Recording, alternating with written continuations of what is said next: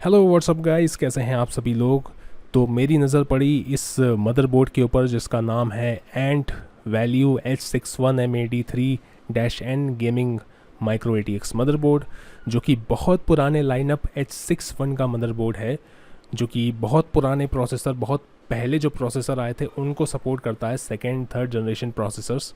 ठीक है, तो मैंने देखा कि ये बनाया है एंट ई स्पोर्ट्स ने, तो मैंने सोचा कि चलो इसको एक बार देखते हैं। देखिए होता क्या है ना कि जो बड़े बड़े ब्रांड हैं जैसे कि एसोस, MSI, गीगाबाइट, एसरॉक, ये क्या करते हैं, एक बार किसी प्रोसेसर के लिए मदरबोर्ड बना लेते हैं। उसके बाद जब नई जनरेशन आ जाती है प्रोसेसर की, जब नए प्रोसेसर आ जाते हैं, तो ये फिर उन प्रोसेसर्स के लिए ये कंपनियां काम करने लगती हैं। तो होता क्या है कि अगर फिफ्थ जनरेशन, सिक्स्थ जनरेशन आ गई तो थर्ड, फोर्थ, सेकेंड जनरेशन के लिए फिर मदरबोर्ड नहीं बनेंगे। जो मार्केट में ऑलरेडी एग्जिस्ट करते हैं वही आप ख़रीद सकते हैं, या फिर अगर कोई सेकेंड हैंड आपको मिल जाए तो वो आप यूज़ कर सकते हैं। लेकिन अब फिर से नए मदरबोर्ड मैन्युफैक्चर कंपनी नहीं करेगी। मतलब ऐसा नहीं है कि कसम खा ली है कि नहीं करेगी, लेकिन मोस्टली नहीं करती है कंपनी। ठीक है, तो यही चीज़ होती है हमेशा, और यही हमेशा मतलब होता ही आ रहा है। जैसे कि अब जो नए प्रोसेसर मार्केट में आ गए हैं उनके लिए मदरबोर्ड्स आ रहे हैं, और जो कुछ एक दो साल पुरानी जनरेशन है उनके बोर्ड्स ऑलरेडी मार्केट में अवेलेबल हैं। लेकिन अगर वो धीरे धीरे गायब हो गए तो कंपनी उसके लिए नए बोर्ड्स नहीं बनाएगी। ठीक है, तो अब होता क्या है कि कुछ चाइनीज़ ब्रांड जो हैं वो पुरानी जनरेशन के बोर्ड बनाने लगते हैं। वो इसलिए बनाने लगते हैं, मतलब बनाते तो इसीलिए हैं कि उनका बिज़नेस चले, बिके बोर्ड उनका, और कोई तो उनको काम मतलब है नहीं, कोई समाज सेवा करने के लिए तो वो नहीं बना रहे हैं। लेकिन हाँ, उनके बनाने से एक फ़ायदा ये हो जाता है कि आपको जो है नया बोर्ड मिल जाता है। जैसे H61 लाइनअप का आपको नया बोर्ड मिल जाएगा। लेकिन उसके संग समस्या ये होती है कि बहुत अच्छी क्वालिटी के बोर्ड नहीं होते हैं, बहुत ही बेकार होते हैं और बहुत जल्दी ख़राब हो जाते हैं। और कहने को तो होता है कि वो सारे सपोर्ट करेंगे i3, i5, i7, लेकिन अगर आप बड़ा प्रोसेसर लगा रहे हैं तो उसकी TDP भी हाई होती है। और इन मदरबोर्ड्स का, जो चाइनीज़ मदरबोर्ड होते हैं, इनकी TDP संभालने की मतलब क्षमता बहुत कम होती है, नहीं संभाल पाते हैं। तो क्या होता है कि VRM शॉर्ट हो जाता है और फिर जो है मदरबोर्ड ख़राब हो जाता है, स्क्रीन पे जो है कुछ आता नहीं है, नो डिस्प्ले का एरर आने लगता है। ये सारी चीज़ें होती हैं। काफ़ी सारे लोगों के पास जेब्रॉनिक्स का बोर्ड है और वो लोग इस इशू के बारे में बात कर चुके हैं कि हमने जो है कहीं से i5 हमने अरेंज कर लिया, i5 2400 हमने लगाया H61 में, कुछ टाइम चला, उसके बाद उसमें प्रॉब्लम आ गई। ठीक है, तो ये सारी चीज़ें होती हैं। अब ये जो मदरबोर्ड है ये एंट ई स्पोर्ट्स की तरफ से आता है। तो एंट ई स्पोर्ट्स का हमने थोड़ा बहुत तो नाम सुना ही है, मतलब कि कंपनी कैबिनेट्स बनाती है, पावर सप्लाई में भी कंपनी का नाम हमने सुना है। हालांकि ऐसा नहीं है कि बहुत टॉप टियर लेवल की पावर सप्लाई आती है, बट हाँ, पावर सप्लाई बनाती है।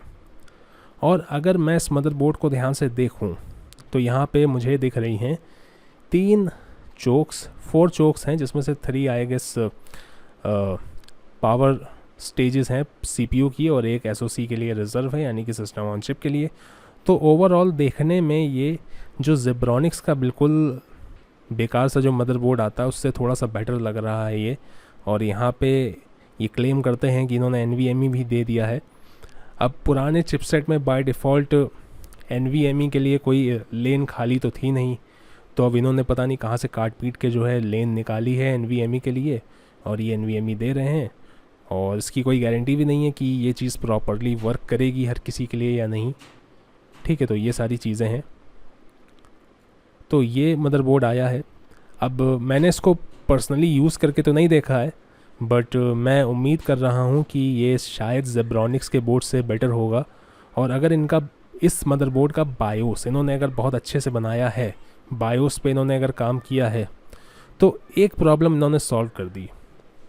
देखिए होता क्या है, बहुत पुराने मदरबोर्ड जो हैं, बहुत पुराने लाइनअप के मदरबोर्ड बहुत नया हार्डवेयर जो है वो समझ नहीं पाते। मतलब कि बहुत पुराने मदरबोर्ड में बहुत नया ग्राफिक्स कार्ड अगर आप लगा दें तो कई बार ये होता है कि मदरबोर्ड को समझ में नहीं आता है कि क्या फ़िट कर दिया उसके अंदर, और वो ग्राफिक्स कार्ड को एक अननोन डिवाइस की तरह जो है डिटेक्ट करने लगता है कि मतलब ये क्या लगा दिया, मुझे समझ में नहीं आया, और उस वजह से जो है डिस्प्ले नहीं आती है।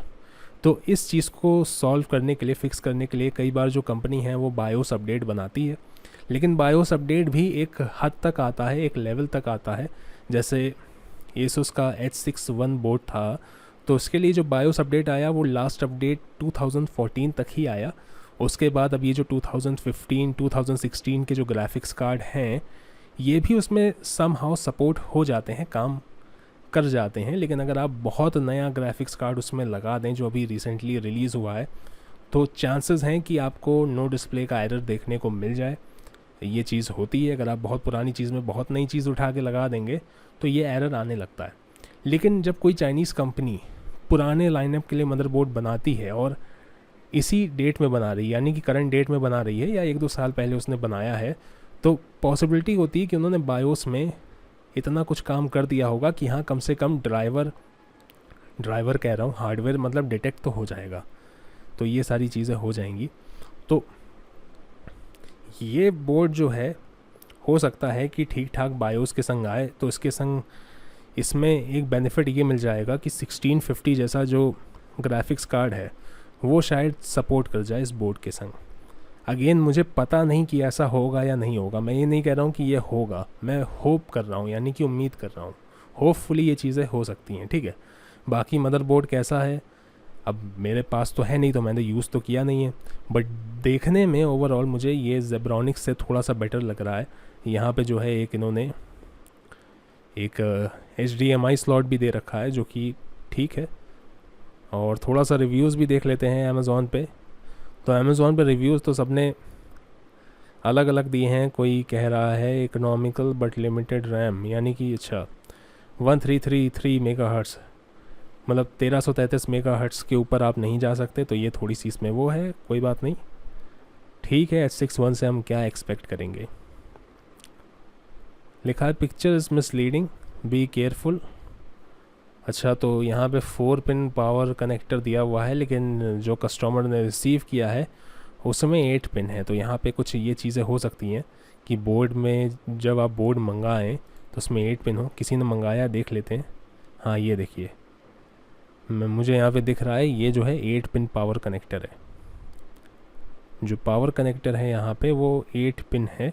और ये वाला जो बोर्ड है इसकी क्वालिटी थोड़ी सी, इसमें यहाँ पे जो हीट सिंक लगा हुआ है उसकी क्वालिटी मुझे थोड़ी सी बेटर लग रही है उसमें जो कि फ़ोटो में दिखाया है। तो मेरे ख्याल से एंट ई-स्पोर्ट्स ने थोड़ा सा इसको और इम्प्रूव करने की कोशिश करी है, ऐसा मुझे लग रहा है, तो अच्छी बात है। बाकी जो बेसिक इसके स्पेक्स हैं वो मैं ज़्यादा कुछ इंटरेस्टेड नहीं हूँ उसमें बात करने में। उसमें मतलब उसमें क्या ही है, वो तो आप देख के खुद ही पढ़ लेंगे। चलिए तब भी कर देते हैं इतना, थोड़ा बहुत स्पेक्स वगैरह भी देख लेते हैं। लिखा हुआ है अल्ट्रा स्टेबल तो कुछ भी नहीं लग रहा मुझे उसमें। Heavy duty, low RDS on, Japanese solid capacitor, ferrite choke, सब ऐसे बड़ा चढ़ा के लिखा है जैसे पता नहीं क्या लगा दिया इसके अंदर। तो सेकेंड थर्ड जनरेशन प्रोसेसर ये सपोर्ट करता है, अच्छी बात है। DDR3 रैम सपोर्ट करता है, M.2 स्लॉट भी दे दिया है इन्होंने। ओवरऑल कुछ कहा तो तभी जा सकता है जब ये चीज़ हम हाथ में इस्तेमाल करें, प्रैक्टिकली टेस्ट करके देखें कि कैसा है कैसा नहीं है। बाकी ये वीडियो फिर आप लोग सोच रहे होंगे कि जब भाई तुम्हें कुछ पता ही नहीं है तो तुम वीडियो बना क्यों रहे हो। फिर वीडियो इसलिए बना रहा हूँ क्योंकि हो सकता है कुछ लोग H61 ख़रीदने जाएं और वो कोई भी जेनरिक H61 बोर्ड ख़रीद लें, तो जब वो मेरा वीडियो देखेंगे तब उनको पता चलेगा कि हाँ मार्केट में एक चीज़ और आ गई है। एंट ई-स्पोर्ट्स की तरफ से भी एक H61 बोर्ड आ गया है। और एंट ई-स्पोर्ट्स जो है, अब मैं ये नहीं कहूँगा कि बहुत तगड़ा ब्रांड है, बहुत अच्छी चीज़ें बनाता है, लेकिन हाँ थोड़ा सा वेल नोन ब्रांड है और इसके कैबिनेट्स और पावर सप्लाईज़ हमने देखे हैं मार्केट में, तो थोड़ा हम इसको जानते हैं। जानते तो वैसे हम जेब्रॉनिक्स को भी हैं जो कि बहुत बेकार बोर्ड बनाता है, लेकिन अब जो है यही जानकारी मेरे पास है फ़िलहाल। सो होपफुली आपको वीडियो पसंद आया होगा। वीडियो अच्छा लगा तो लाइक कर दीजिएगा, मन करे तो चैनल को सब्सक्राइब भी कर दीजिएगा और बेल आइकन को भी प्रेस कर दीजिएगा। फ़िलहाल के लिए इस वीडियो में इतना ही। मैं आपसे नेक्स्ट वीडियो में मिलूँगा, तब तक के लिए बाय बाय।